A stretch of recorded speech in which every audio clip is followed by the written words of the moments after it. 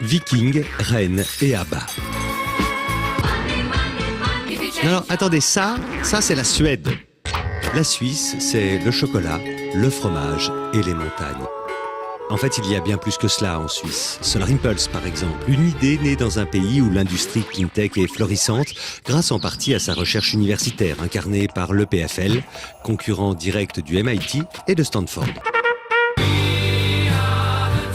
Vous avez sûrement entendu parler de la fameuse neutralité suisse, mais vous ne savez probablement pas que la Suisse ne fait pas partie de l'Union européenne. Et même si les Nations Unies sont basées à Genève depuis les années 40, la Suisse n'a rejoint l'ONU qu'en 1992. Le sentiment d'être un peu différent de ses voisins, de marcher souvent à contre-courant, incite certains à voir la Suisse comme une île enfermée au cœur de l'Europe.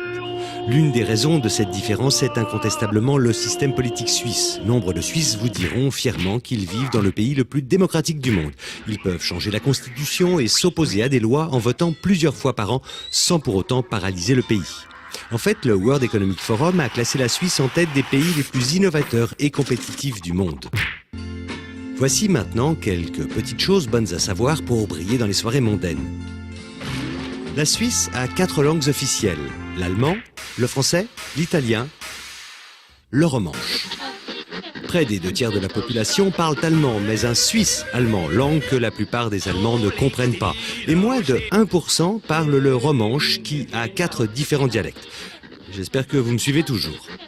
L'armée suisse est une armée de conscription, ce qui veut dire que le nombre de personnes possédant une arme est plus important que ce que vous pourriez imaginer. Les citoyens gardent à la maison leur arme de service jusqu'à la fin de leur conscription. Ne soyez donc pas surpris de croiser dans le train, par exemple, de jeunes recrues l'arme au poing. Voyons maintenant quelques sports traditionnels suisses. Le combat de rennes, une sorte de sumo bovin. Le Schwingen, une lutte où les combattants portent le slip sur le pantalon à la manière de Superman. Et le Hormuz, étrange croisement entre le baseball et le golf. Quelques Suisses célèbres. Carl Jung, fondateur de la psychologie analytique. Roger Federer, probablement le meilleur tennisman de tous les temps. Ursula Andress, incontestablement meilleure James Bond girl de tous les temps. Tiens, à propos de James Bond, saviez-vous qu'il est à moitié suisse lui aussi, par sa mère, Monique Delacroix ? Mais revenons à Solar Impulse. Le grand-père de Bertrand Piccard, Auguste, a battu le record d'altitude en ballon dans les années 30 en étant le premier homme à atteindre la stratosphère.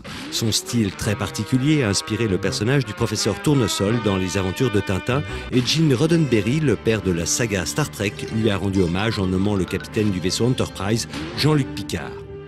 Voilà, si vous avez bien suivi, vous ne confondrez plus jamais la Suisse avec la Suède, la Slovéquie ou la Slovanie. Allez, rendez-vous au combat de rennes.